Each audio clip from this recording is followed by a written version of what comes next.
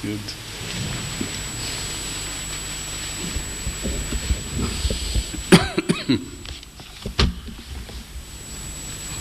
Assalamu alaikum wa rahmatullah.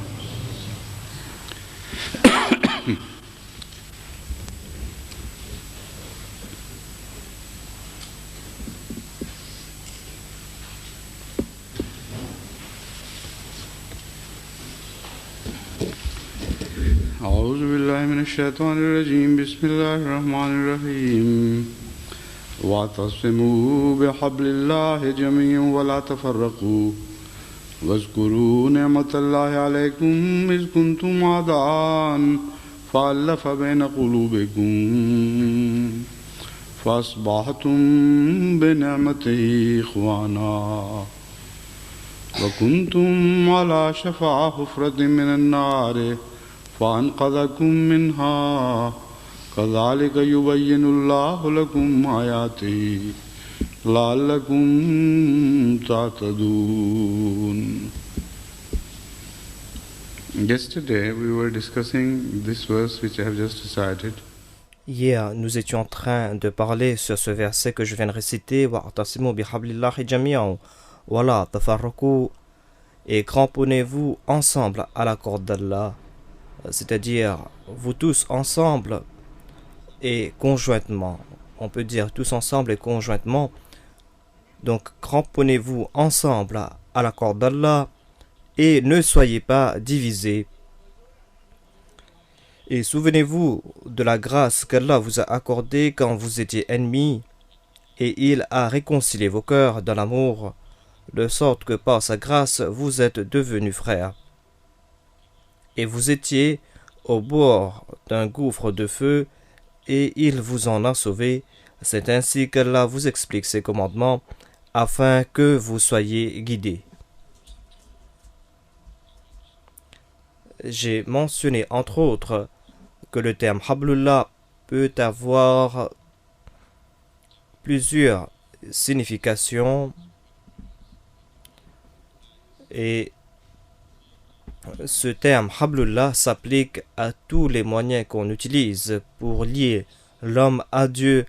Donc, il n'y a pas lieu de discuter quel est le moyen le plus approprié ici. Toute chose qui lie l'homme à Dieu est Hablullah. Donc, il peut y avoir des priorités, et je peux dire que généralement, c'est la prière, les doigts, les supplications qui s'appliquent au terme Hablullah, parce que la prière est quelque chose de disponible à toute l'humanité, quelle que soit la foi des personnes. Ces personnes peuvent prier. Même ceux qui n'ont pas entendu parler de l'islam peuvent être en communion avec Dieu à travers la prière. Et il y a aussi le prophétat qui est universel, c'est-à-dire Dieu a envoyé des prophètes parmi tous les peuples du monde, Donc je dois dire que le prophétat, la venue des prophètes est la corde d'Allah. Et ici, cette signification est beaucoup plus intense et beaucoup plus précise. Parce que c'est à travers le prophétat, c'est à travers les prophètes que l'on sait quelle attitude adopter afin d'avoir le plaisir de Dieu. Donc, ce sont les prophètes qui nous font comprendre réellement quelle voie adopter afin d'atteindre Dieu.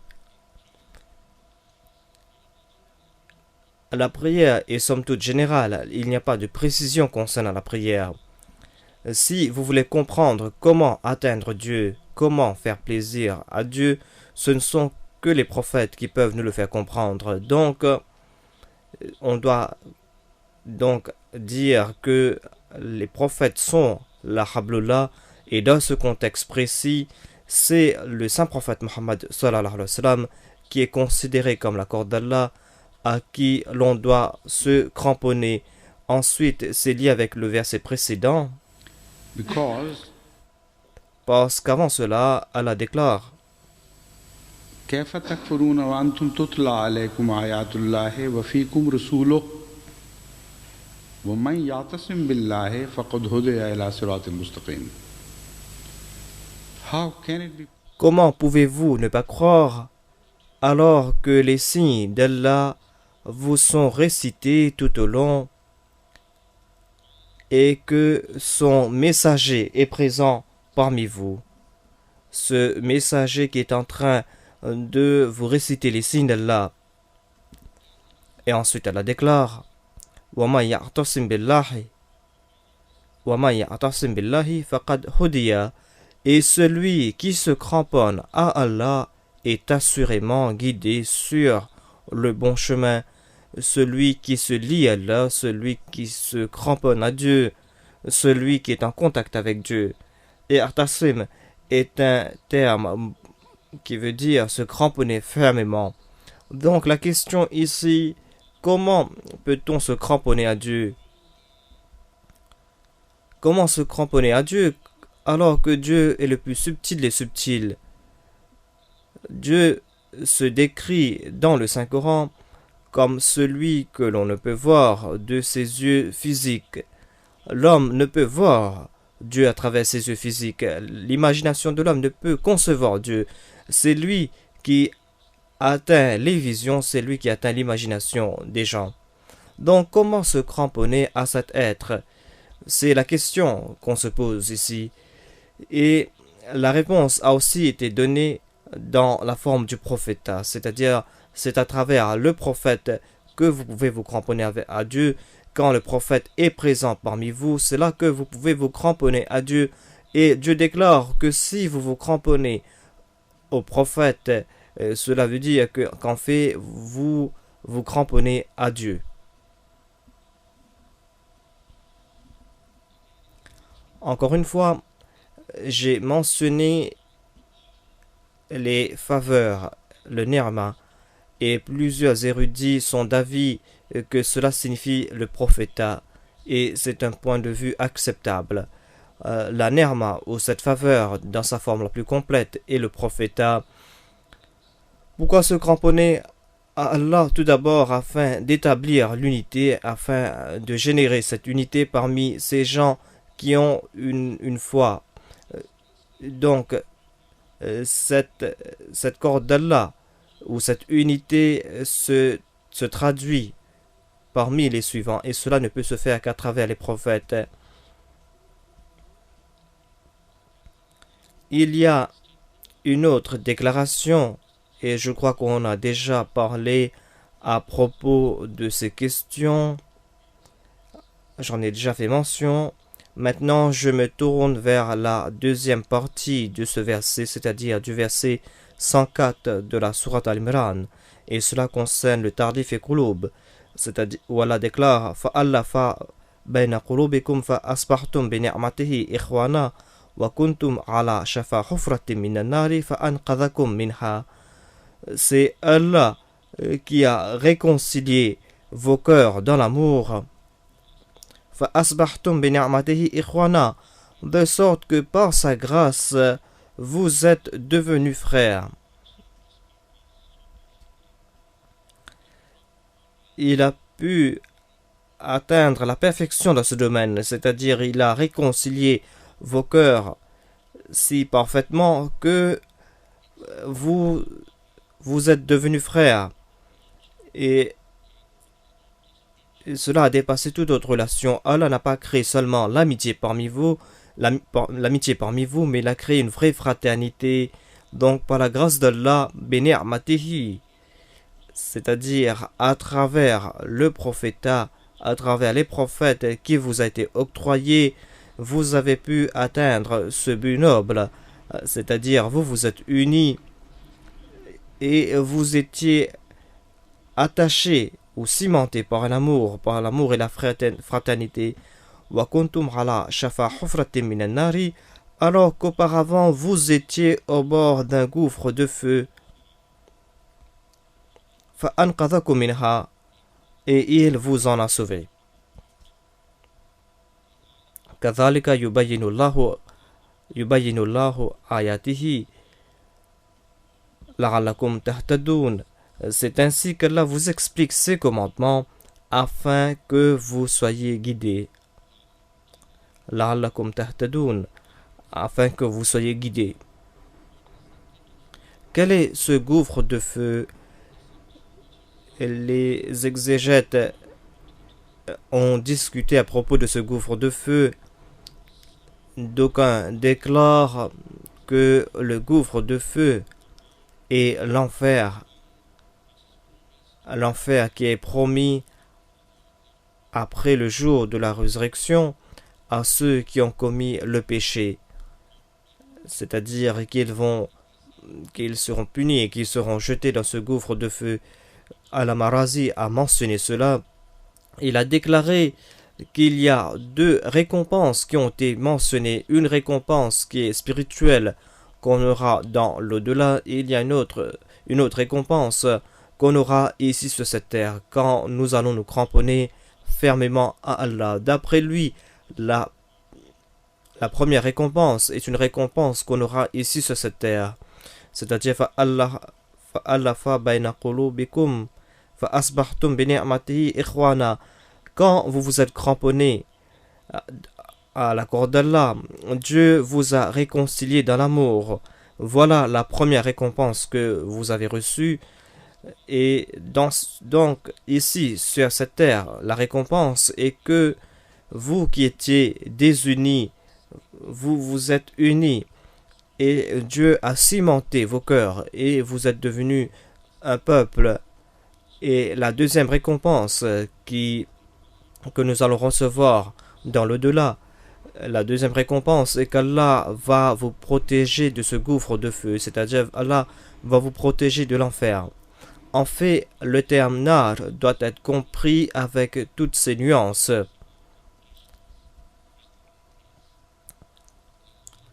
Le premier calife radiyallahu anhu avait le même point de vue et il a dit que nar, le feu en arabe, peut avoir plusieurs significations. Cela peut dire le feu de l'animosité, les guerres et tous ces autres feux qui consument les gens qui sont désunis. Et en fait, c'est ce feu qui crée l'enfer pour nous ici sur cette terre et dans l'au-delà. Donc voilà la situation des Arabes au temps du saint prophète Mohammed sallallahu alayhi wa sallam. C'était des personnes qui se battaient pour des broutilles. Ils se battaient pendant des années et des années, des décennies et des décennies pour des broutilles. Et ils savaient la signification de la vengeance et de la haine. Ils ne laissaient passer aucune insulte. C'étaient des personnes intègres et justes dans le bon sens comme dans le mauvais sens. Par intégrité, je veux dire que ces personnes pensaient et croyaient que des personnes intègres ne doivent jamais pardonner d'insultes lancées à leur encontre.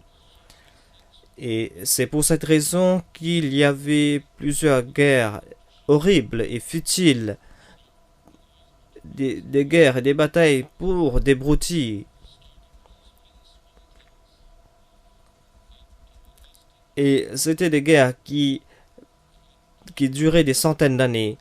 Donc, c'était des personnes qui sont devenues dures de cœur.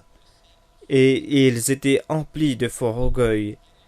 Et ils étaient si remplis d'orgueil qu'ils enterraient leurs filles afin de ne pas blesser leur fierté. Parce qu'ils avaient honte d'être les pères des filles. Mais moi je crois que pourquoi est-ce que le saint prophète Mohammed sallallahu alayhi wa sallam avait seulement des filles? La seule raison doit être comprise avec cette attitude en arrière-plan. C'était un très grand honneur que Dieu avait octroyé au saint prophète Mohammed sallallahu alayhi wa sallam, et Dieu a fait comprendre cela aux Arabes. Il a dit, voilà ce que vous étiez en train de considérer comme une disgrâce. Allah aime le saint prophète Mohammed sallallahu alayhi wa sallam plus qu'il aime vous tous ensemble. Il aime le saint prophète plus que toute l'humanité entière. Mais Allah lui a octroyé des filles. Et malheur à vous qui avez honte si vous n'aviez que des filles. Mais leur cœur était comme des pierres. Leur cœur était comme des pierres si leur orgueil était en jeu. Sinon, les Arabes avaient des qualités très ambiguës. C'étaient des personnes très affables, des personnes pleines d'affection, des personnes très amicales, des personnes très généreuses. Et c'était des gens qui étaient prêts à se sacrifier pour leurs amis. Donc voilà, donc le marasme dans lequel se trouvaient les Arabes. Ils se trouvaient entre les bonnes et les mauvaises qualités. Ils étaient comme dans un melting pot de qualité. Et le saint prophète, paix soit sur lui, à la grâce divine personnifiée, les en a sauvés. Donc, voilà le feu qui a été mentionné ici. Donc, cela veut dire que ce n'est pas après la mort qu'on verra ce feu. En fait, on le voit ici même sur cette terre. Et ce sera là la récompense pour nos mauvaises actions. Parce que après la mort, l'on sera placé dans un nouveau feu. Et ce feu, en fait, a été généré par le feu qui a été créé sur terre. Vous devez donc comprendre que le paradis ou l'enfer ne seront pas nouveaux pour les gens qui les méritaient. Eux-mêmes, ils créent ici, sur cette terre, leur paradis ou leur enfer. Donc, le terme anar doit être compris avec toutes ces nuances. Encore une fois, la guerre découle d'animosité mutuelle ou de manque de confiance. Et anar veut dire en arabe la guerre. Donc les guerres découleront de cette animosité. Le chaos sera la conséquence de ces désunions.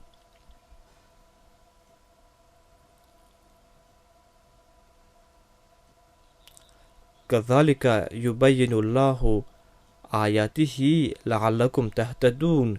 C'est ainsi qu'Allah vous explique ses commandements afin que vous soyez guidés.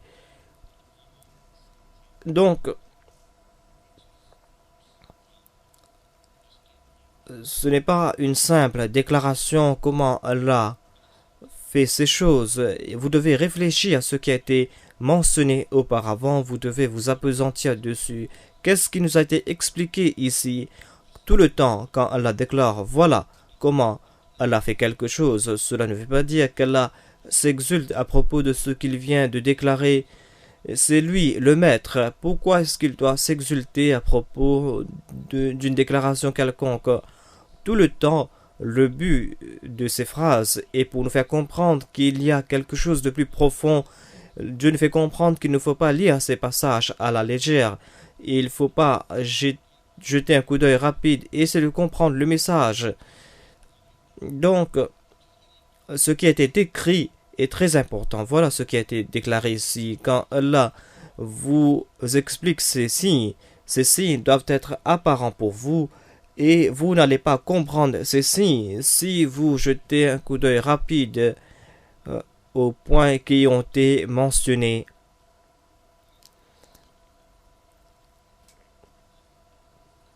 Vous devez comprendre ces signes là où il y a des messages profonds parce que ces messages vous donnent des messages de vie ou de mort.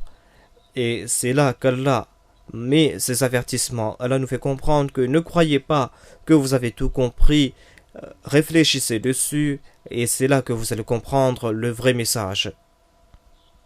Donc ici, dit sa sainteté, c'est un message pour la communauté Ahmadiyya.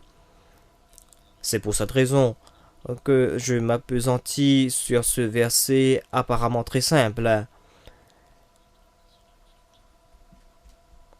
Parce que Dieu est en train de déclarer, réfléchissez sur ces points, ce sont des points très importants pour vous. Dieu nous a protégés d'un même gouffre de feu. Regardez le monde musulman, regardez la division qui règne dans le monde islamique. Ces personnes n'ont pas de corde pour se cramponner, ces personnes n'ont pas de corde qui peut les lier C'est vrai, le Saint-Coran est là comme la corde d'Allah, mais comment se cramponner à cette corde d'Allah? Comment se cramponner au Saint-Coran? Voilà la question. Et la plupart des gens ne trouvent pas de réponse à cette question. Ceux qui essayent de se cramponner à la corde d'Allah ne créent pas le résultat qui a été mentionné, c'est-à-dire que cela va créer un jamir, une unité, cela doit créer un corps de personnes qui s'aiment. Où est cette unité? On trouve cette unité que dans la communauté Ahmadiyya. Regardez le monde islamique en entier et vous allez voir que derrière les façades d'unité, même dans les gens qui appartiennent à une même communauté, ces personnes sont divisées, ils ne se soucient guère de leurs frères. Regardez ce qui se passe au Pakistan, regardez ce qui se passe au Karachi, regardez ce qui se passe à Hyderabad, ou regardez dans toutes les villes et dans toutes les cités du Pakistan. Vous allez voir l'exemple de ce gouffre de feu qui a été mentionné. Il n'y a pas de garantie, il n'y a pas de justice, il n'y a pas de garantie pour votre honneur. Les gens me mentionnent des faits qui n'apparaissent pas dans les journaux, car maintenant ce sont des choses ordinaires pour la société et aucun journaliste ne va considérer qu'il est important de mentionner ces crimes. Ils disent que ce sont maintenant des choses très ordinaires. Le crime est monnaie courante. Quotidiennement, il y a des centaines de jeunes garçons ou de jeunes filles qui sont kidnappés pour des rançons. Et on menace leur vie. Et si les parents ne payent pas les rançons, ces enfants sont tués.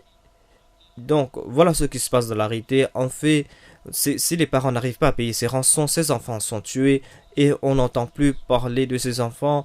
Maintenant, la police ne prend plus de déposition à ce propos. Le kidnapping est monnaie courante et personne n'ose porter à la police parce que la punition est que non seulement que leurs enfants seront tués, mais c'est toute la famille qui sera exterminée.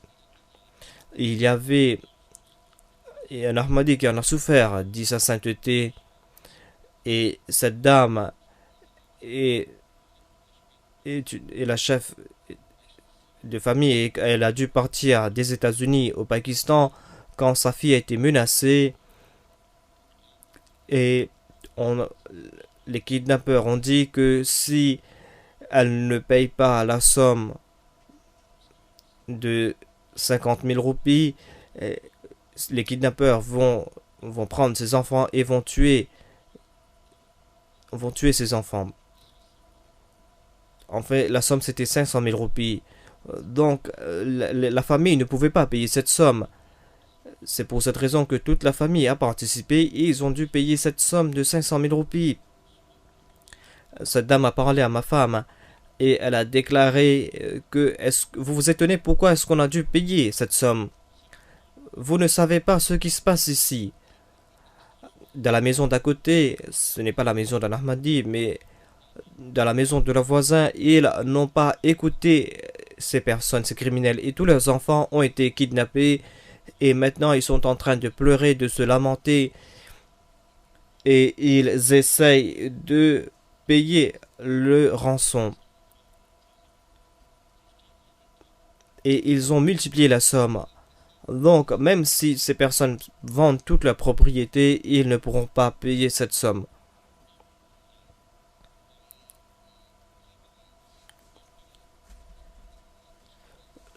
Ce ne sont pas des simples criminels qui commettent de tels crimes, mais ce sont des mafias dirigées par des personnes influentes qui commettent de tels méfaits. Certains de ces mafias peuvent être dirigés par des ministres, même si on m'envoie des rapports quotidiennement de différents endroits du Pakistan et on dit que d'après les rumeurs, tel ou tel ministre ou telle personne influente est derrière tel ou tel crime, mais puisque j'ai pas pu faire d'enquête, donc c'est pour cette raison qu'il n'est pas approprié pour moi de mentionner des noms. Mais la façon dont cela se passe, il est impossible que les gens puissent commettre de tels crimes sans être supportés par des personnes influentes. Soit ce sont des mafias qui ne peuvent pas être contrôlés par le gouvernement, ou soit que ce sont des officiers ou des ministres qui sont derrière ces crimes. Il y a aussi le chaos politique et en fait, les partis politiques sont en train de promouvoir le crime afin de gagner du terrain face à l'opposition. Et beaucoup de ces crimes sont en fait des crimes politiques. Ce ne sont pas des crimes lucratifs seulement. Donc voilà la situation. Si cela n'est pas l'enfer, alors c'est quoi l'enfer? Voilà la question, dit sa sainteté. Le Pakistan est un enfer en lui-même. Et toute personne qui sait ce qui se passe là-bas ne peut le nier. Cela n'aurait pas pu se passer si le Saint-Coran était vrai et s'il se cramponnait fermement à la corde d'Allah. Et nous savons très bien que le Saint-Coran est vrai. Et nous savons aussi qu'ils ne sont pas en train de se cramponner fermement à la corde d'Allah. Ils ont coupé la relation une fois et la corde dans la forme du serviteur du saint prophète Mohammed sallallahu alayhi wa sallam est venu. Ces personnes qui se sont cramponnées à cette corde sont devenues des frères. Voilà le point essentiel. Encore une fois, ils ont démontré la véracité des paroles divines durant leur vie quotidienne. Ils le démontrent par les sentiments qu'ils ont les uns pour les autres. Ils le démontrent par leur sacrifice, par leur amour mutuel. Ils le démontrent. Ce sont des personnes qui sont éparpillées sur plus de 120 pays. Et ces personnes ont transcendé les barrières qui les divisent. Et ils se sont unis. Voilà la signification de ce verset. C'est pour cette raison qu'Allah nous demande de réfléchir davantage et de réaliser que ce n'est pas une déclaration simple. Il est très facile de mentionner ces points, mais il est très difficile de les démontrer dans la vie quotidienne. Et les signes n'est pas que quelqu'un déclare que cela se passe. Ceux-ci ont été démontrés. Ceux-ci ont été traduits dans la vie pratique. Donc Allah déclare que avec vous, il y a la corde d'Allah, c'est-à-dire le saint prophète se trouve parmi vous.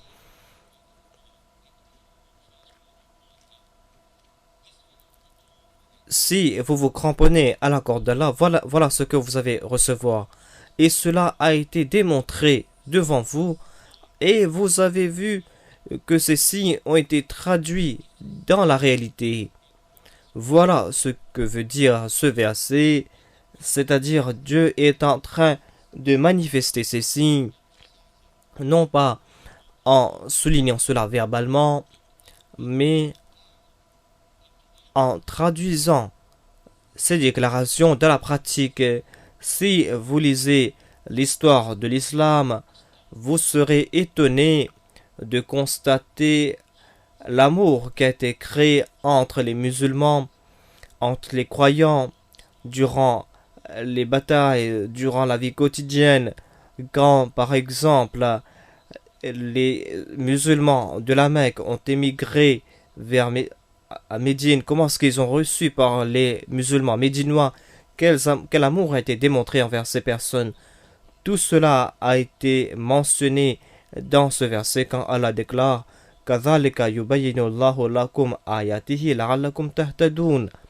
c'est ainsi qu'Allah vous explique ses commandements afin que vous soyez guidés.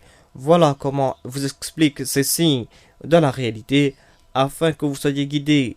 En voyant l'islam ou les signes de Dieu en action, vous serez guidés. وَلْتَكُنْ مِنْكُمْ أُمَّةٌ يَدْعُونَ إِلَى الْخَيْرِ وَيَأْمُرُونَ بِالْمَعْرُوفِ وَيَنْهَوْنَ عَنِ الْمُنْكَرِ وَأُولَٰئِكَ هُمُ الْمُفْلِحُونَ. Et qu'il se trouve parmi vous un groupe qui appelle au bien et qui enjoigne la justice et interdisent le mal. Donc c'est le verset 105 de la sourate Al-Imran. Et qu'il se trouve parmi vous un groupe qui appelle au bien et qui enjoigne la justice et interdisent le mal, et ce sont eux qui prospéreront. Ce verset ajoute sa sainteté, doit être compris ou doit être examiné avec attention parce qu'il y a eu ce verset est en fait une forme de discorde entre les exégètes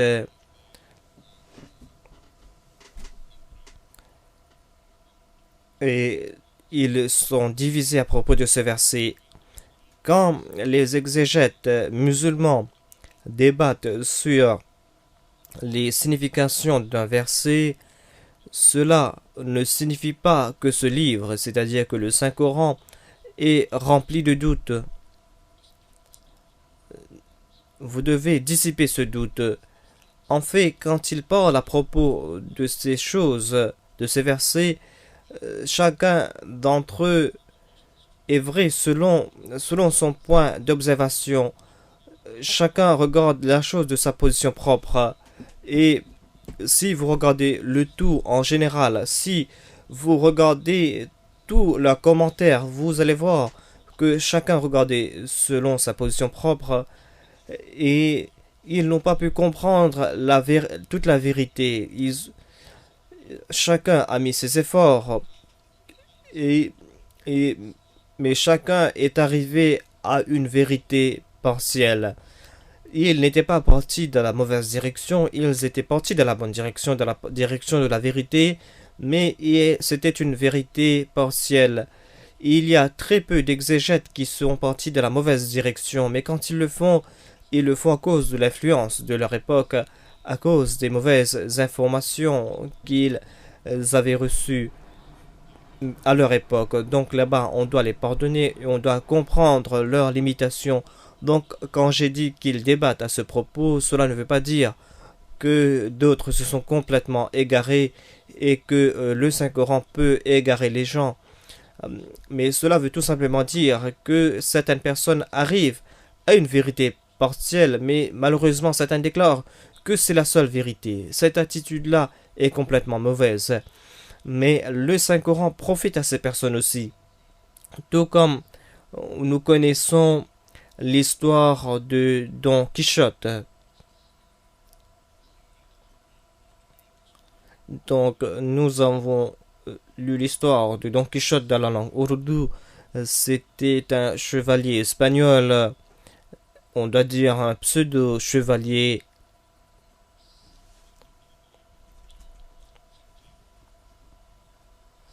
Il se considérait comme un grand chevalier alors qu'il n'en était pas. Donc, il est dit, j'aime cette partie de l'histoire parce que c'est une partie de l'histoire qui est pleine de signification. Donc, il est dit qu'une fois, il marchait quelque part quand il a vu un très beau bouclier, un bouclier qu'on avait placé quelque part comme un panneau. D'un côté, le bouclier était bleu. De son côté, le bouclier était bleu. Et il y avait un autre chevalier qui venait de l'autre côté. Et les deux se sont arrêtés au même instant. Et il s'émerveillait en voyant ce bouclier. Et Don Quichotte déclara: quel beau bouclier bleu! L'autre chevalier déclara: c'est vrai que le bouclier est très beau, mais c'est un bouclier rouge. Et ils ont commencé à se discuter, ils se sont emportés, et en fin de compte, ils s'en ont venus aux mains. Personne n'a pris la peine de regarder l'autre face du bouclier. En fait, d'un côté, le bouclier était bleu, et de l'autre côté, le bouclier était rouge. Donc certains exégètes ont adopté cette attitude malheureusement et ils incitent que c'est la seule signification, c'est ça la seule vérité, alors qu'on peut accepter plusieurs significations. Tout d'abord, je vais me tourner vers le terme ma'rouf. Que veut dire ce terme ma'rouf? Waltakum minkum ummatun yad'una ila al-khayri wa ya'muruna bil ma'ruf. Le terme ma'rouf a attiré l'attention de plusieurs commentateurs.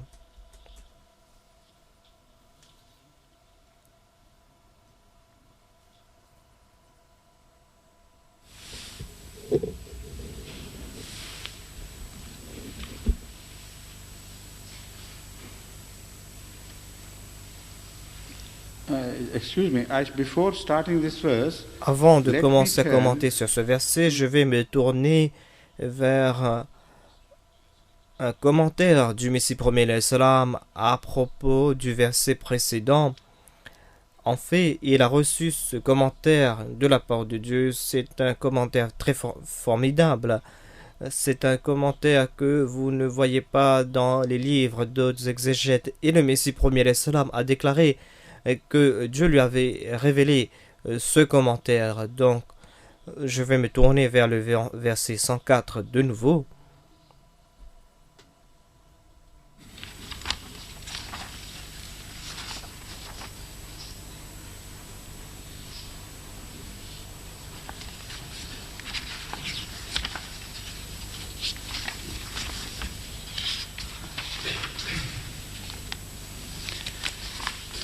now in one of his Urdu writings, Dans un de ses écrits en ourdou, le Messie premier alayhi salam déclare: durant la nuit, mon attention fut attirée vers une prophétie de la Torah. Allah a attiré mon attention vers cette prophétie et j'ai ouvert la Torah et j'ai regardé ce verset. Ceux qui sont intéressés pourront tirer profit, mais ceux qui ne connaissent pas la vérité vont se moquer de ce commentaire. Dans la Torah, il est déclaré que quand Abraham a abandonné Hajra et Ismaïl, il a laissé une gourde d'eau avec eux quand il n'y avait plus d'eau. Et quand Ismaïl souffrait, gémissait à cause du manque d'eau, et quand il était au bord de la mort, Hajra n'a pas pu voir son enfant souffrir. Elle est partie elle s'est éloignée et elle a commencé à se lamenter, à sangloter. Un ange a déclaré: pars et prends ton fils. Et Hajra a vu une source d'eau où elle a rempli sa gourde. Donc, dans le Saint-Coran, je vais traduire cet extrait. Donc, il déclare: Hajra a vu cette source d'eau et il y avait une prophétie dans cette source d'eau. Et je me suis souvenu de ce verset, c'est-à-dire du verset 104 de la sourate Al-Imran. Quand l'eau d'Abraham est terminée, Ismaël était au bord de la mort et Dieu lui a sauvé et il lui a donné une autre source d'eau. Les Arabes descendaient d'Ismaël et quand il n'y avait plus cette source d'eau d'Ismaël parmi les Arabes, Dieu leur a révélé une nouvelle charia. Et voilà ce qui a été mentionné dans ce verset. En fait, personne n'a porté d'attention vers cette prophétie dans le passé. Donc, cet extrait s'arrête là. Donc, le Messie premier islam déclare que auparavant, personne n'a réfléchi sur cette prophétie. Le Messie premier alayhi salam déclare qu'une nuit, au milieu de la nuit, mon attention fut attirée vers une prophétie à propos du saint prophète Mohammed, paix soit sur lui, dans la Torah. Et personne n'a compris cette prophétie, ou personne n'a qualifié cet extrait de la Torah comme une prophétie. Mais Allah m'a fait comprendre cela, et elle a attiré mon attention vers un verset du Saint-Coran qui m'a fait comprendre la vraie signification de cet extrait de la Torah. Il déclare que c'est quand Agar était tourmenté en voyant que son fils était en train de souffrir à cause de la soif. D'après la Bible, le Messie promis déclare que je me suis tourné vers cet extrait de la Bible afin de comprendre davantage. Il a cité la Bible, il a dit que qu'Agar ne pouvait pas supporter la vue de son fils qui était en train de mourir. Donc il est parti un peu plus loin. Il s'est assis et c'est là qu'un ange lui est apparu. L'ange lui a dit: pars vers ton fils et prends ton fils dans tes bras. Et quand elle est retournée, elle a vu une source d'eau et elle a rempli sa gourde de, et elle a donné de l'eau à son fils. Donc le Messie premier l'Islam déclare que mon attention était attirée vers ce verset. Wa kuntum ala shafa hufratin minan nar. Oh, vous les gens d'Arabie, vous étiez au bord d'un gouffre de feu et Dieu vous en a sauvé. Et j'ai compris la signification tout de suite. J'ai compris cette prophétie. Il déclare que quand l'eau qu'Abraham avait laissée avait complètement disparu, quand il n'avait plus rien, il y avait ce vide, il y avait cette soif qui accablait Ismaïl. Et ce soif était si intense, cette soif était si intense que son fils allait peut-être mourir. Donc c'est là que Dieu a envoyé de l'eau pour Ismaël afin de le sauver. En fait, c'est un langage symbolique qui a été utilisé ici. Cela mentionnait une prophétie qui allait s'accomplir plus tard. Voilà ce que voulait dire Wa kuntum ala shafa hufratin minan nari. Quand l'eau d'Ismaïl s'est terminée et quand il n'y avait plus rien, et quand les Arabes sont tombés dans cette situation déplorable, et quand ils étaient accablés par cette soif intense et par cette souffrance spirituelle, et s'ils n'avaient pas été sauvés par Dieu, ils auraient été complètement détruits. Et la prophétie est tout comme cette eau que vous voyez physiquement, il y aura aussi une autre eau qui va descendre des cieux. Et cette eau sera révélée au Saint-Prophète Mohammed sallallahu alayhi wa sallam dans la forme du Saint-Coran. Et cette eau va sauver ses fils d'Ismaël de la destruction la plus totale, et ils ne vont pas tomber dans le gouffre de feu. Donc, voilà comment Allah enseigne le Saint-Coran.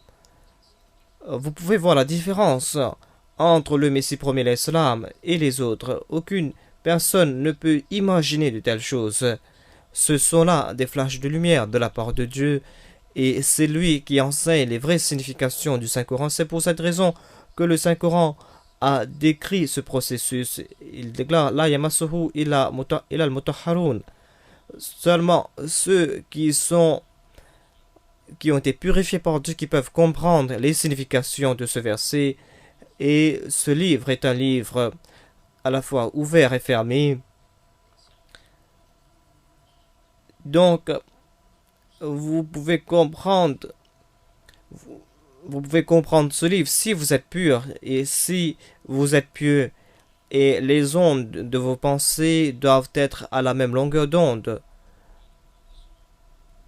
que celle de Dieu. Et c'est là que vous commencez à comprendre. Il y a aussi d'autres flashs de lumière qui viennent de la part de Dieu. Et c'est là que vous commencez à comprendre davantage le Saint-Coran. Vous commencez à recevoir cette lumière de la part de Dieu. Et voilà donc un des exemples. C'est-à-dire l'exemple du Messie premier est un des exemples de ces révélations.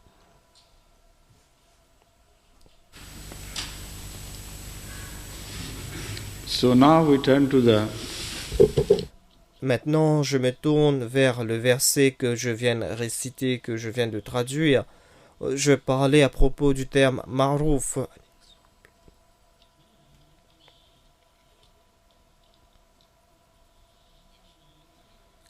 Irfan, d'après Lisanul Arab. Irfan, et la connaissance, le savoir, mais pas tous les...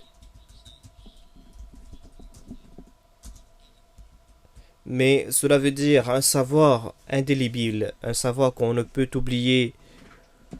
Uruf veut dire une personne qui n'oublie rien. Dans la langue arabe, quand on dit que quelqu'un est uruf, cela veut dire quelqu'un qui n'oublie rien. Et je crois que toi aussi tu n'oublies rien.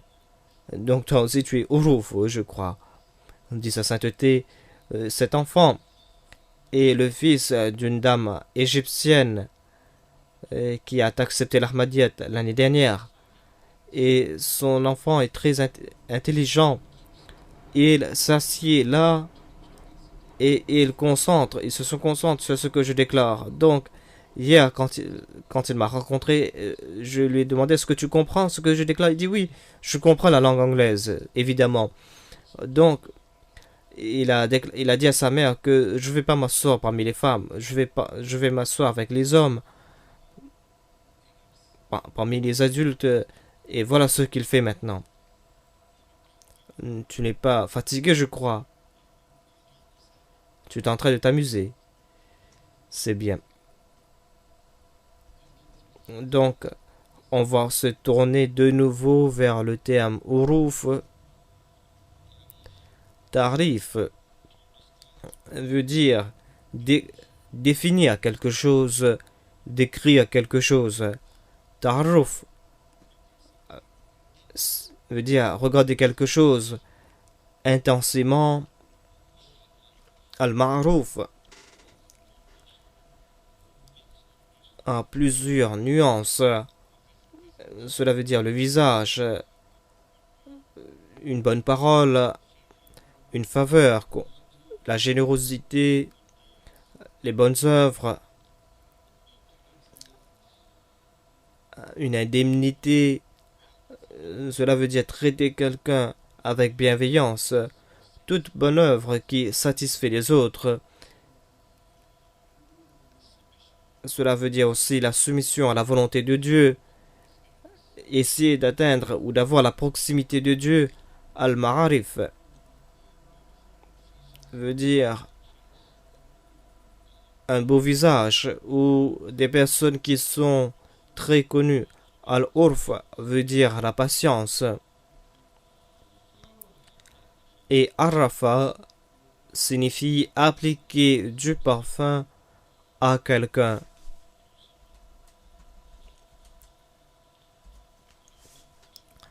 Si vous appliquez du parfum à quelqu'un, on peut dire Arrafahu, c'est-à-dire qu'il a donné du parfum ou qu'il a appliqué du parfum à quelqu'un. D'après Mufradat, en fait, cette dernière signification que j'ai présentée est l'essence même de toutes ces significations parce que Urf veut dire l'essence et le parfum ou la saveur ou une arôme. Donc, d'après Mufradat, toutes les autres significations découlent de ce terme Arrafa qui veut dire appliquer du parfum. Quel est le parfum? Quel est l'arôme? Que veut dire l'arôme? C'est l'essence même de quelque chose de très beau. Donc, Irfan n'est pas seulement la connaissance, mais une connaissance profonde, une connaissance qui arrive à la base même de la chose sur laquelle vous êtes en train de réfléchir. C'est pour cette raison que le thème Irfan est très différent de connaissance. Arif n'est pas quelqu'un qui apprend le Saint-Coran, mais quelqu'un qui connaît les sagesses profondes du Saint-Coran. Quelqu'un qui arrive vers cette signification profonde et cette signification qui devient une clé pour lui afin d'ouvrir toutes les portes. Donc si vous arrivez vers le point central, ce point central qui peut ouvrir toutes les significations d'un verset particulier. Donc c'est là que vous êtes devenu un arif.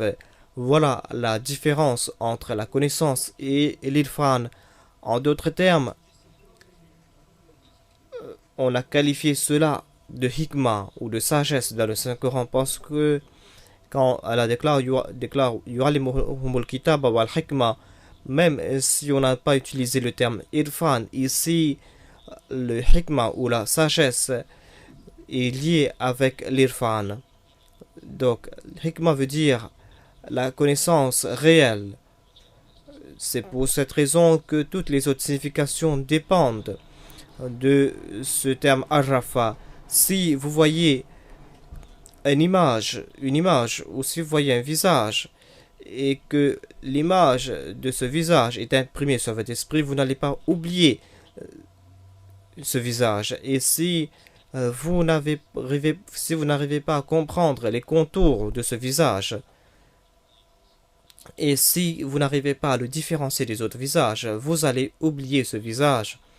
C'est pour cette raison que ces autres significations découlent de cette signification centrale. En plus, définir quelque chose, vous ne pouvez pas définir quelque chose si vous ne connaissez pas l'essence même de la chose. Si vous avez des confusions à propos de quelque chose, si vous ne connaissez pas la nature même de cette chose, vous ne pouvez pas la décrire. Donc, définir quelque chose veut dire que vous avez compris cette chose à la perfection. Vous pouvez le distinguer des autres. Vous avez compris la vraie signification dans le sens que vous n'allez pas confondre cette chose avec d'autres similaires, et quand vous avez pu atteindre ce savoir, vous pouvez définir quelque chose, sinon vous ne pouvez pas le faire. Donc, toutes les significations de Marouf ou d'Irfan sont liées avec ce mot central, et c'est pour cette raison que je loue le dictionnaire Mufradat. L'imam Raghib est une personne très intelligente, même s'il ne parle pas beaucoup, mais quand il mentionne quelque chose, il mentionne l'essence même de la chose, et cela devient comme une clé afin de comprendre les autres significations.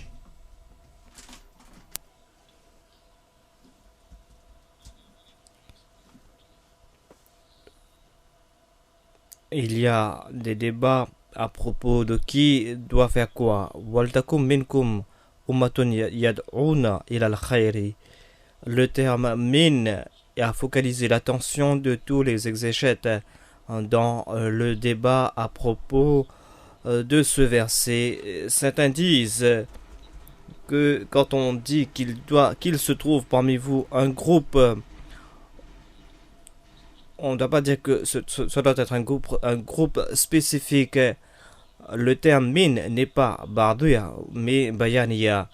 Il y a deux types de min qui est utilisé dans la langue arabe. Min, cette préposition peut être utilisée pour décrire une portion de quelque chose, une partie de quelque chose. Donc, ceux qui disent que le terme min veut dire une partie de la Ummah disent que c'est un min bardouya, c'est-à-dire un min qui décrit une partie d'une grande entité. Et il y a aussi le min qui décrit quelque chose. C'est un terme qui s'applique à tout ce qui a été mentionné, et ce terme ne parle pas d'une partie de quelque chose, mais on dit que c'est un min bayaniya. C'est quelque chose pour nous expliquer quelque chose davantage. Certains disent que c'est un min bayaniya, c'est-à-dire c'est un min qui est utilisé pour englober toute la Ummah. Mais les significations seront différentes. La première signification sera que même si vous tous vous n'êtes pas obligé d'accomplir cette tâche que nous allons mentionner. Une partie, une section de la Ummah doit se consacrer à cette tâche. Voilà, voilà la signification si vous qualifiez ce min de Bardia. L'autre signification sera: ô vous Ummah, vous devez être un Ummah qui appelle vers le bien. Voilà. Donc la deuxième signification, c'est-à-dire ô Ummah des musulmans, Dieu attend que vous soyez une Ummah qui possède ces caractéristiques. Donc cela va s'appliquer à toute la Ummah. Chacun des deux parties étaye leurs explications et je ne crois pas qu'il doit y avoir des différences à ce propos. Les deux significations sont valables et je peux prouver qu'on peut appliquer ces deux significations en même temps. Mais en tout cas, ceux qui disent que c'est un min bardia,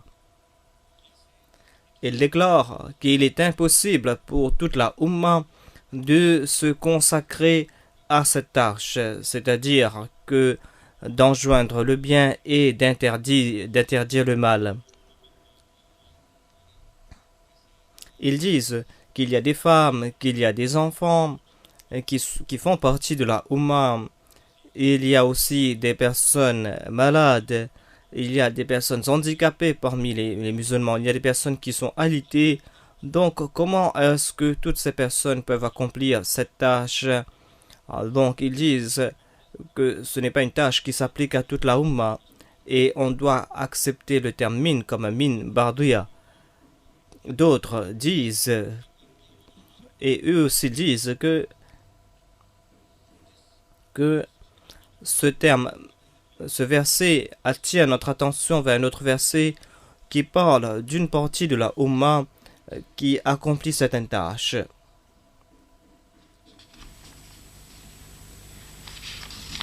वो कहाँ ये वर्ष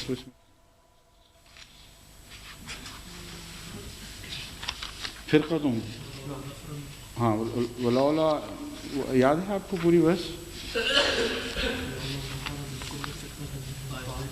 यस वलावला नफरा मिनहुम मिन कुल्ल फिरकतिन ताइफतुम मिनहुम. Why did it not happen? Pourquoi est-ce qu'une partie de votre société, est-ce qu'il n'y a pas une petite section qui s'est consacrée à cette tâche, c'est-à-dire qu'ils doivent se consacrer à l'enseignement de la foi et de comprendre l'islam. Ils doivent comprendre l'islam plus que tout autre, c'est-à-dire qu'ils doivent étudier davantage l'islam. Ils doivent comprendre vraiment l'islam. Leur connaissance doit être beaucoup plus profonde que la connaissance des gens ordinaires. Donc, ils doivent se spécialiser dans cette tâche. Ils doivent comprendre vraiment la foi et se consacrer à cette tâche.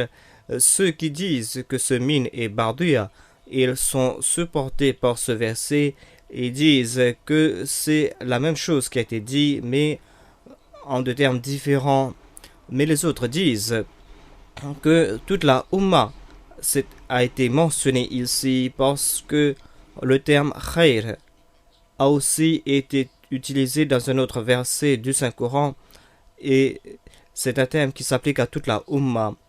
Et ce verset parle de Kuntum khayra ummatin ukhrijat linnasi ta'muruna bil ma'rufi wa tanhauna 'anil munkar. Ici, on ne parle pas d'une section de la Ummah et tout le monde est d'accord que ce verset s'applique à toute la Ummah et les trois termes sont utilisés.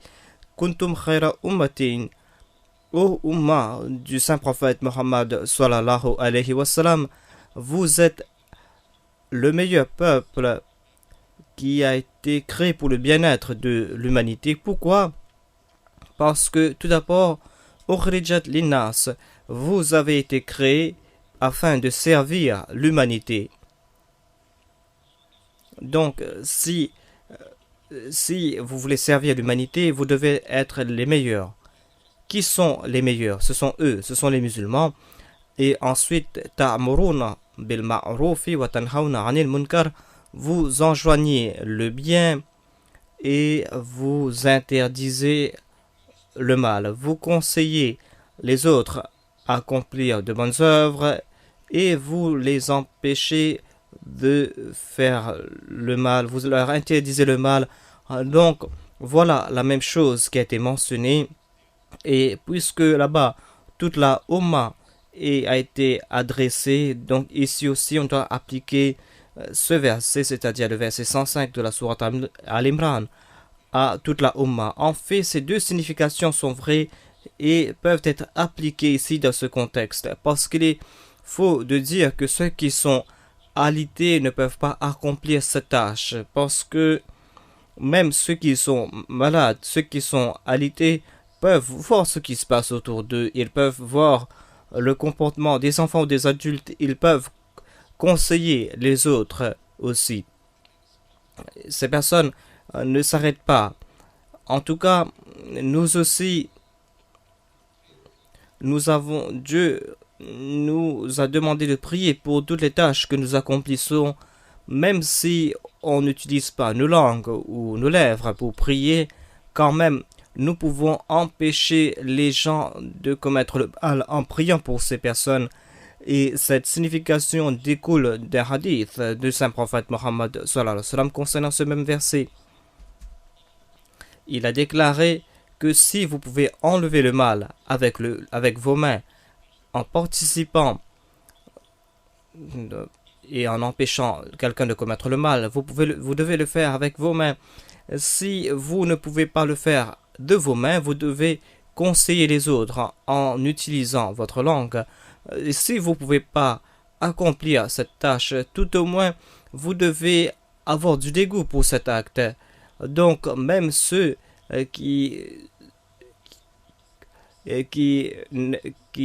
dégoûtent de ces œuvres, ces personnes participent de cette tâche. Donc, même s'ils n'arrivent pas à prononcer un mot, ces personnes participent de cette tâche. Même si ces personnes sont muettes, même les enfants participent dans cette tâche. Nous connaissons certains enfants qui ont conseillé leurs parents et ils ont conseillé des grands leaders, et les enfants intelligents aujourd'hui aussi peuvent mentionner les erreurs de leurs parents et peuvent leur dire que voilà ce que tu nous as dit et pourquoi est-ce que tu ne le fais pas en premier toi-même. Donc même les enfants musulmans ont été mentionnés ici et ils peuvent participer dans ce processus que d'enjoindre le bien et d'interdire le mal. Et toute une section peut se consacrer à cette tâche. Et voilà ce qui s'applique à ceux qui dédient leur vie pour la cause de l'islam. Voilà leur profession. Cela ne devient pas une tâche secondaire pour eux, mais ces personnes consacrent toute leur vie à conseiller les autres à faire le bien. Donc, en tant que tel, si quelqu'un croit que cela s'applique à une section de la société, il peut le faire, mais on doit accepter les deux significations. On ne peut pas dire qu'il peut y avoir de désaccord ici dans ce domaine. C'est-à-dire les deux significations sont applicables.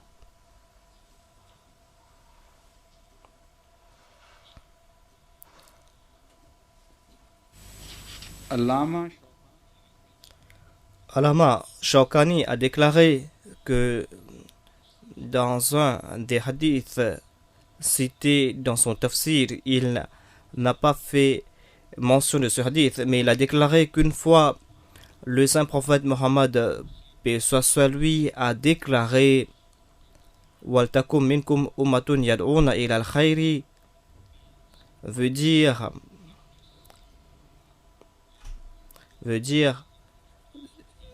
pratiquer les injonctions, pratiquer les enseignements qui ont été mentionnés dans le Saint-Coran et et de suivre ma sunna, c'est-à-dire de suivre la sunna du saint prophète Muhammad sallallahu alayhi wa sallam.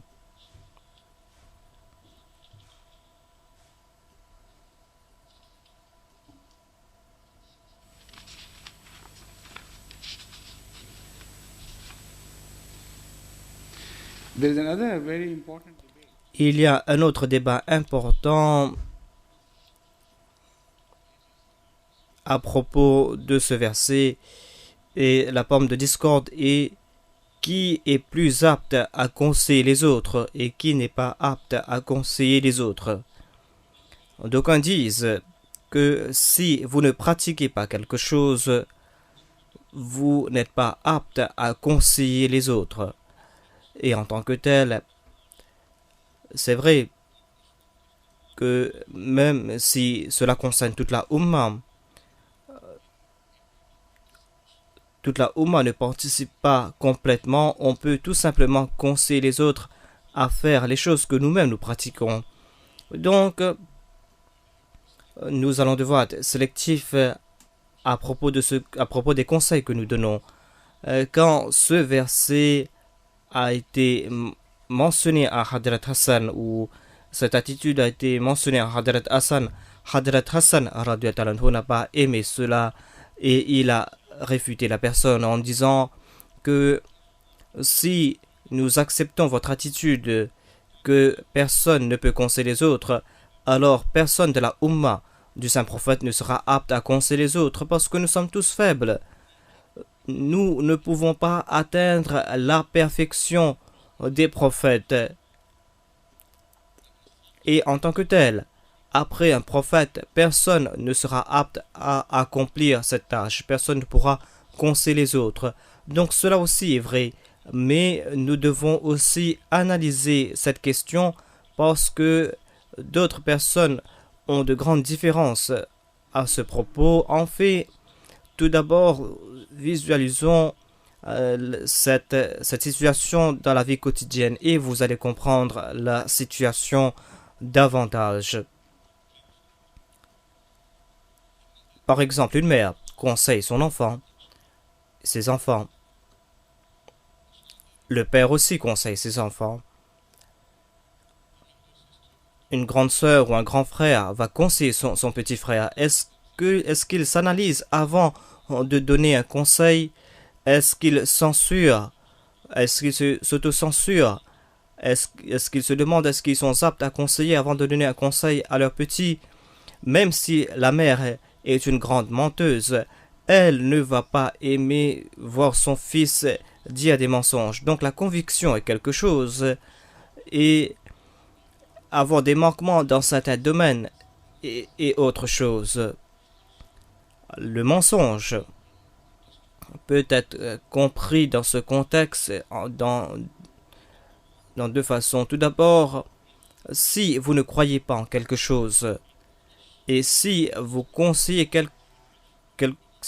les autres à faire cette chose dans laquelle vous ne croyez pas, alors c'est de la duplicité, c'est de la fourberie, cela n'est pas justifié. Mais des fois, par faiblesse, même si vous croyez fermement dans quelque chose, des fois vous avez certaines faiblesses, tout comme Ghalib a déclaré, et cela, je l'ai cité auparavant, c'est un vers très important de Ghalib. जानता हूँ सवाब ताअत व ज़ुहद पर तबीयत इधर नहीं आती. Of course I know. Il dit que je sais très bien l'importance de l'obéissance et de la piété et de la droiture, mais mon cœur n'est pas d'accord avec moi. Voilà le problème. Qu'est-ce que je peux faire? Donc une telle personne ne peut pas être censurée ou ne peut pas être considéré comme un fourbe, quelqu'un qui ne croit pas dans la chose dans laquelle il était en train de conseiller. C'est quelqu'un qui connaît la vérité, qui comprend la vérité, et il sait qu'il il s'efforce d'agir. C'est vrai que c'est une sorte de dualité, parce que son caractère différent de ses déclarations, on peut comprendre cela à condition que la personne qui réalise cela, à condition qu'il fait tout le temps des efforts pour progresser. Et d'après moi, dans ce cas, il est apte à conseiller les autres s'il fait des efforts d'agir selon les enseignements du Saint-Coran. Sinon, personne d'entre nous ne sera apte à conseiller les autres. Donc, quand Hassan a déclaré cela, voilà ce qu'il avait en tête. Si vous réalisez vos propres erreurs et vos propres manquements, et si vous avez honte à cause de vos manquements, vous savez très bien que ce sont des péchés et en même temps vous essayez de progresser, vous essayez de vous débarrasser de ces péchés. Dans ce cas, vous êtes apte à conseiller les autres. Mais si quelqu'un s'est vendu complètement à Satan, s'il connaît que c'est mauvais ce qu'il est en train d'accomplir, sa folie est différente, sa duplicité est différente. De telles personnes, si ces personnes conseillent les autres, si ces personnes deviennent des hypocrites, et cette hypocrisie ne peut être acceptée en islam. Donc, voilà l'attitude des Ahmadis, parce que c'est l'attitude de tout parent, si ses parents sont sincères. Les parents sont sincères quand ils conseillent les autres, et ils savent aussi quelles sont leurs faiblesses, mais ils ne veulent pas que leurs enfants aient de telles faiblesses.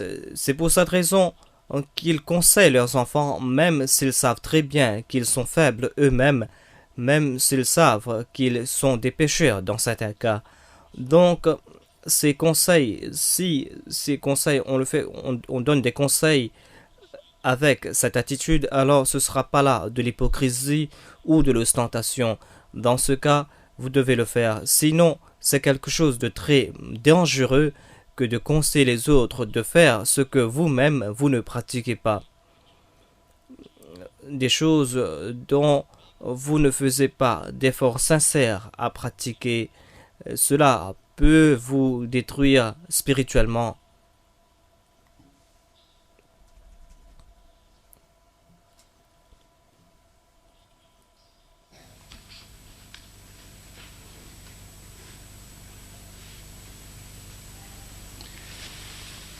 Moreover, if we stop, Si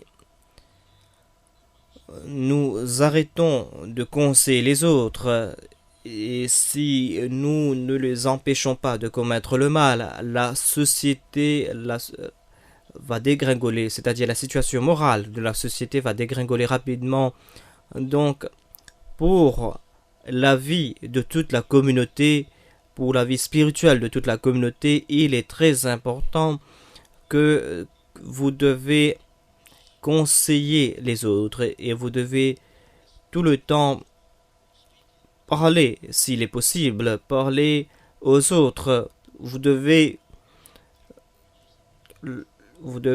interdire le mal. Donc, comment le faire? Comment le faire? Voilà la question importante, dit sa sainteté. Il y a plusieurs personnes qui ont des différends à ce propos. Certains ont mal interprété un hadith du saint prophète Mohammed sallallahu alayhi wa sallam, et ils croient que ce verset permet tout musulman d'interférer dans les affaires des autres et de rectifier le mal par la force. Donc toute personne qui est assez puissante pour forcer quelqu'un physiquement va le faire d'après ce verset, d'après la compréhension de certaines personnes, et il croit que cette personne est apte et qu'il a le droit d'entrer chez quelqu'un et de l'empêcher par force de faire quelque chose. On a fait de telles tentatives dans certains pays. Par exemple, durant l'époque du dictateur Zia au Pakistan, on a fait de tentatives dans ce domaine. On a essayé de forcer les gens de prier dans les bureaux, dans les écoles, dans les collèges, dans les universités. On avait étendu l'heure du déjeuner au lieu d'une heure. on avait accordé 1 heure et demie et une demi-heure. La demi-heure en plus a été consacrée à la prière.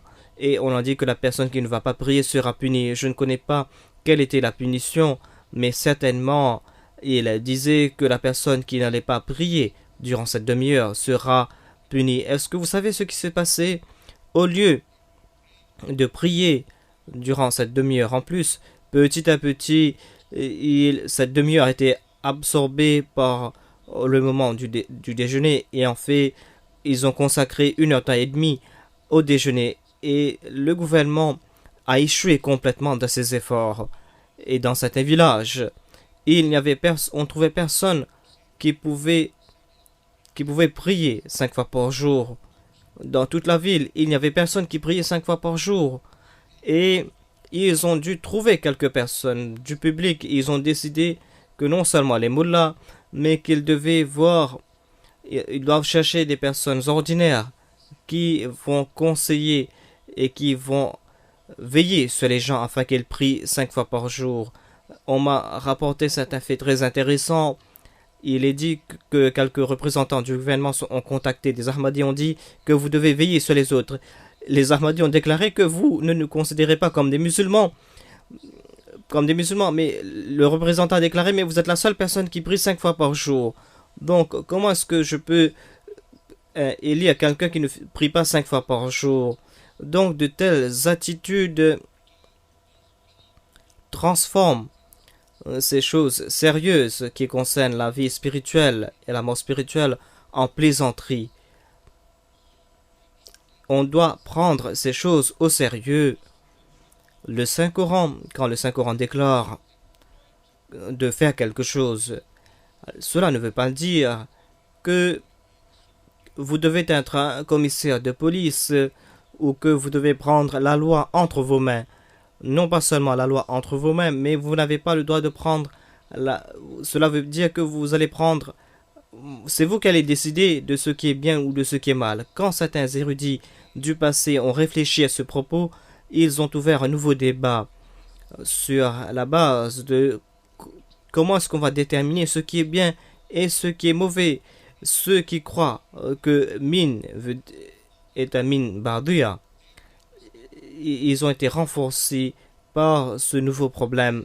Ils disent comment est-ce que quelqu'un de le monde peut décider ce qui est bon ou ce qui est mauvais parce que lui-même ne connaît pas la réalité des choses. Donc il doit se tourner vers les ulémas. Et ce sont seulement les ulémas ou les érudits de l'islam qui savent ce qui est bon et ce qui est mauvais, et en tant que tel, ils ont le droit de forcer les autres de pratiquer l'islam. Donc, encore, c'est complètement faux parce que cela est impossible. Parce que quand toute l'époque, toute la période est tombée dans l'égarement, ce sont les ulémas qui sont en fait responsables de cette décadence. Et c'est là le moment où les gens doivent se tenir debout pour conseiller les autres. Donc, beaucoup de personnes n'ont pas compris ce verset, et je crois que les ulémas n'ont pas compris vraiment la réalité de ce verset, parce que si vous vous attachez à cette signification précédente, cela va créer le chaos dans les temps anciens, quand il déclare que quand le mal allait affecter la société, le saint prophète a déclaré Ulama'uhum sharu man tahta adim sama. Leurs ulémas, leurs leaders religieux et leurs érudits seront les pires créatures sous la calotte du ciel. Donc, est-ce que ce sont eux qui vont conseiller les autres à faire le bien?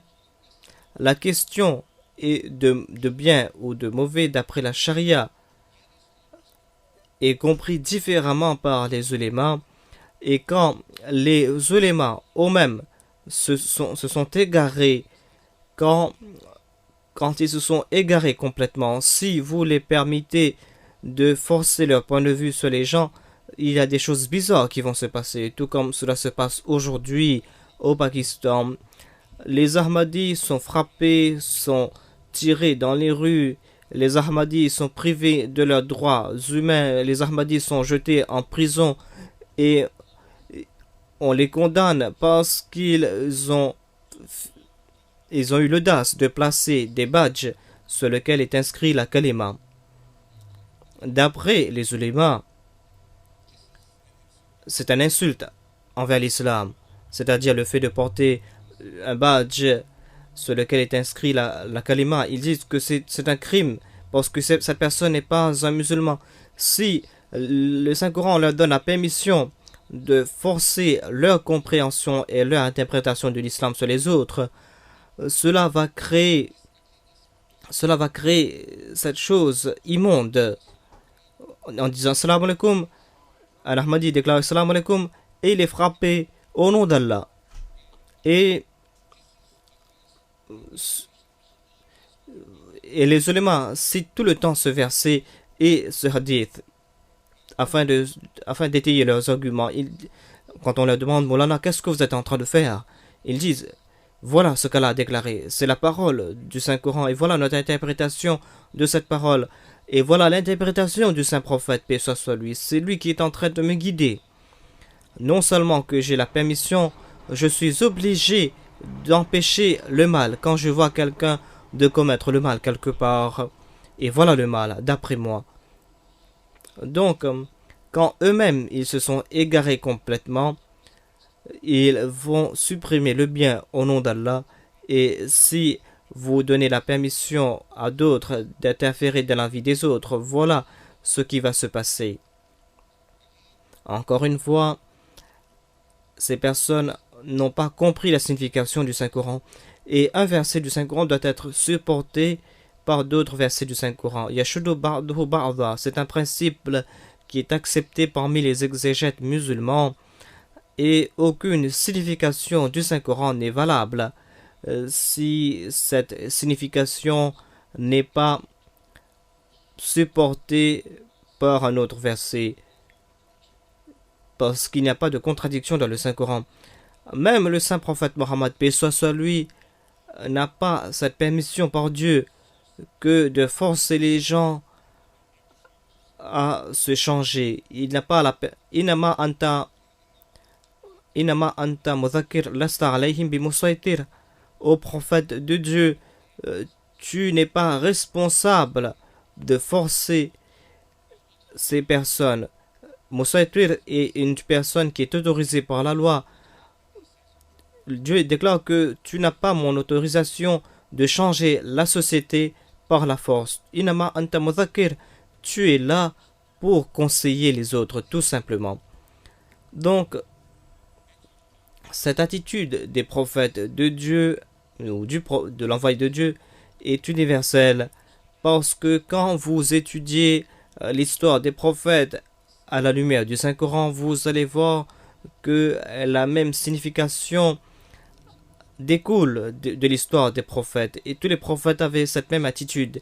Ils disent que notre tâche est de transmettre le message d'une façon compréhensible. Après cela, si quelqu'un fait le mal ou commet des péchés, il est en train de s'occuper, et c'est lui qui est responsable de ces actes. Donc, on ne peut pas appliquer cette signification comme le vole le mullah. Le hadith qu'il mentionne, comme je l'ai mentionné, ce hadith dit que si vous voyez le mal, si vous pouvez enlever ce mal avec vos mains, vous devez le faire. Sinon, vous devez conseiller la personne.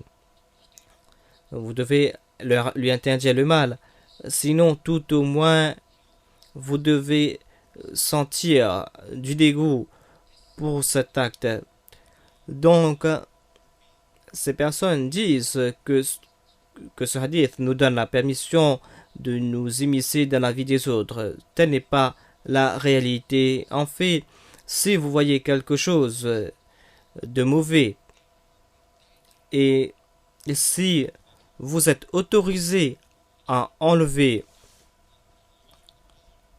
le mal, si vous êtes habilité à agir, si vous êtes autorisé, ou si le type de méfait est tel que vous pouvez l'enlever, vous ne devez pas hésiter à l'enlever.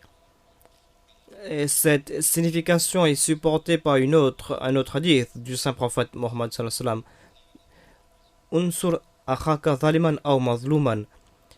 Aidez votre frère s'il est traité injustement ou si c'est lui qui commet le crime. Vous devez l'aider, quelle que soit la situation. Les compagnons du saint prophète, paix soit lui, ont demandé humblement, nous pouvons comprendre qu'on doit aider un frère qui a été traité injustement. Mais comment peut-on aider notre frère si c'est lui le criminel? Il a dit que vous devez l'empêcher de commettre ce crime. Donc, si on est en train de tuer quelqu'un, on est en train de frapper quelqu'un dans les rues, vous devez interférer, vous devez, cette personne, même au prix de votre vie, si on est en train de commettre des crimes de nature publique, si vous dans ce cas, vous avez l'autorisation et vous êtes aidé par la loi et vous devez interférer et vous devez enlever le mal de vos propres mains.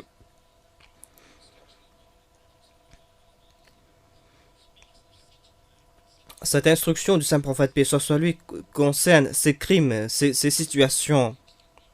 Vous ne devez pas étendre cela à toutes les situations possibles et vous ne pouvez pas l'appliquer à toute personne. C'est pour cette raison que malheureusement les gens n'ont pas compris ce verset et au lieu de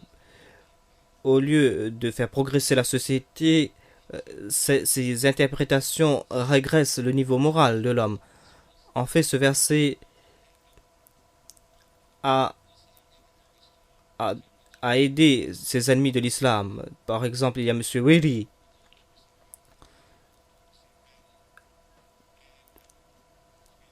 Dans la langue ourdou, on dit berhe, c'est-à-dire une personne qui a de l'animosité sans aucune raison.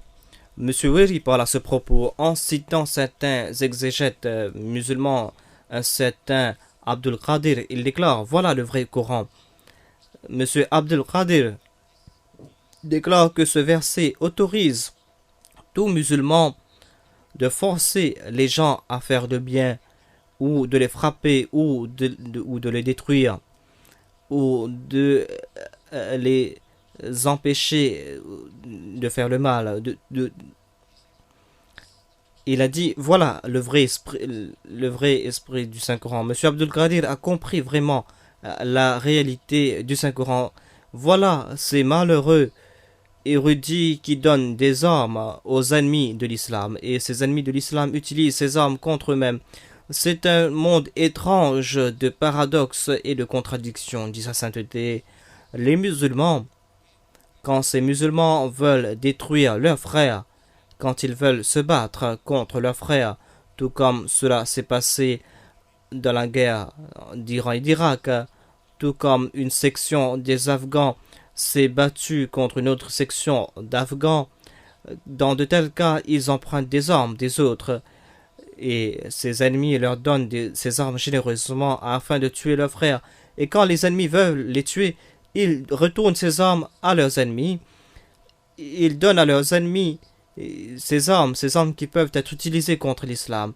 Et voilà la situation quand votre vision est détournée, quand au lieu de comprendre un enseignement simple de l'islam, vous déduisez un message déformé et toute votre vie devient complètement abjecte. Donc prions et espérons qu'Allah va éclairer les suivants du Saint-Coran, ceux qui appartiennent à ce livre réellement, et prions afin qu'Allah leur accorde la sagesse de comprendre ce livre et afin que cela peut les faire progresser. Amin. So I'll return in a few moments after saying my sunnah.